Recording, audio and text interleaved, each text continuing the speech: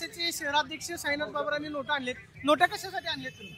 खरं तर पार्थ पवार असतील किंवा या ठिकाणचे तहसीलदार येवले असतील, त्यांनी हे सर्व गोष्टी पैशासाठी केलेल्या आहेत.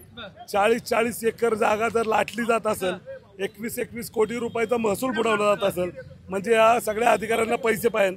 आता आम्ही जे येवले तहसीलदार त्यांच्या बोर्डाला सुद्धा पैशाचा हार घातलाय आणि आम्ही त्यांना देण्यासाठी पैसे आणले होते की तुम्ही सगळ्या जागा पुणे शहरातल्या विकून टाका, कारण ज्या पद्धतीने तुम्ही काम करताय पैशामुळे नियम दाब्यावर बसून व्यवहार केला नाही. पैशासाठी काय पण करायला बसलेले ते अधिकारी, म्हणजे प्रत्येकाला वेगवेगळ्या जागा देऊ शकतात कारण त्यांना पैसे कमवायच्यात.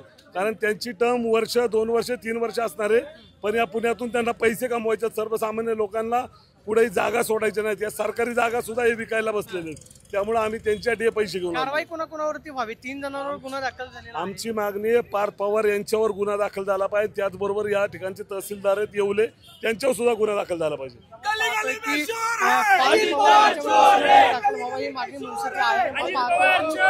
घुसण्याचा प्रयत्न केला आणि पैशांचा हार जो आहे तहसीलदारांच्या केंद्राला घालण्यात आला.